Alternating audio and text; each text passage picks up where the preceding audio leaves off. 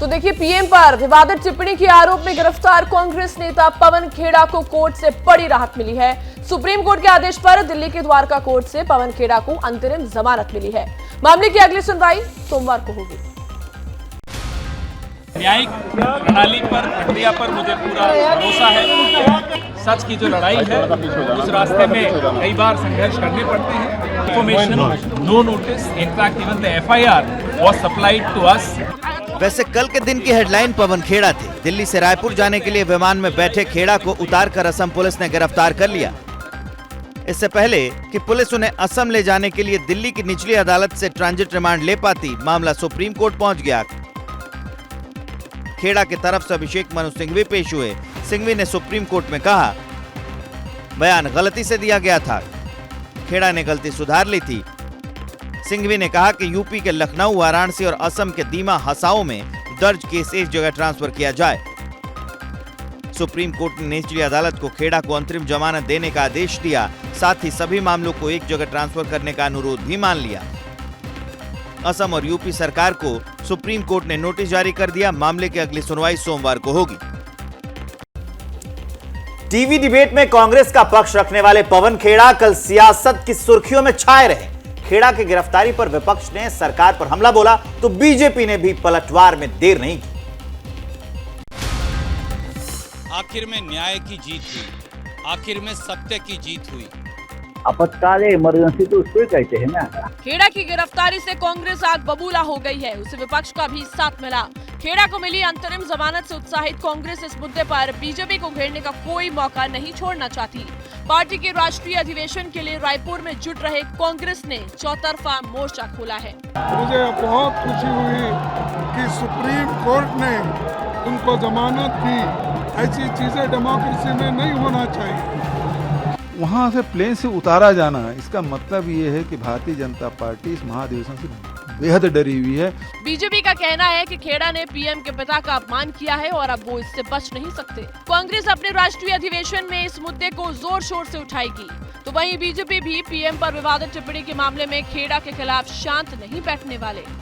इस प्रकार की भाषा उन्होंने देश के प्रधानमंत्री के पिताजी को लेकर इस्तेमाल करी तो कानूनी कार्रवाई होगी।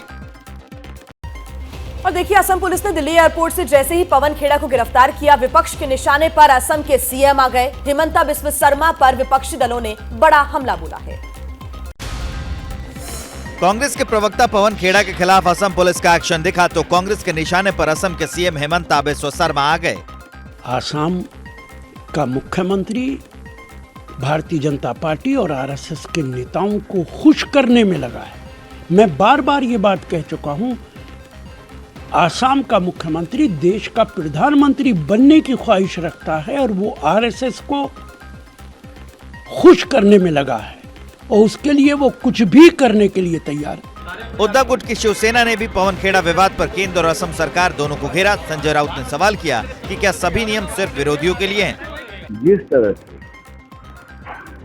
चाहे सोनिया गांधी हो, चाहे उद्धव ठाकरे हो, चाहे ममता बनर्जी हो, हाँ, क्या और कोई नेता हो, उनके ऊपर जिस तरह की भाषा का इस्तेमाल करते हो, तो असम पुलिस का कानून वहां नहीं चलता है क्या?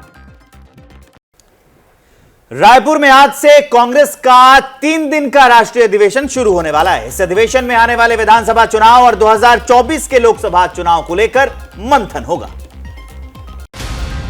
मल्लिकार्जुन खड़गे के नेतृत्व में कांग्रेस का पहला राष्ट्रीय अधिवेशन है।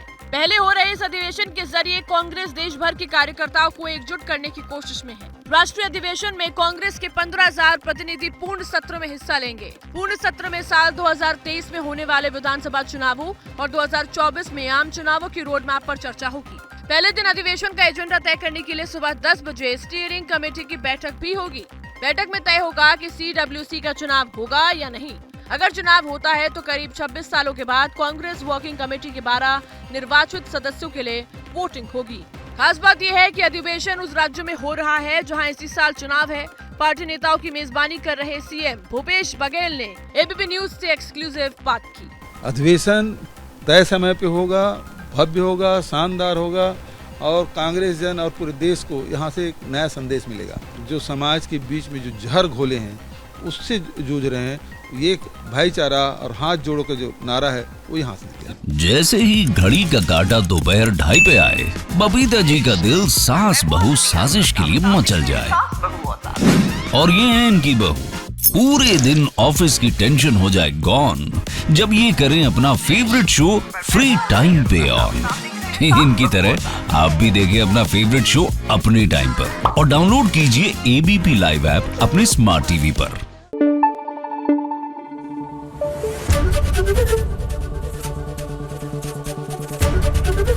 एबीपी न्यूज आपको रखे आगे।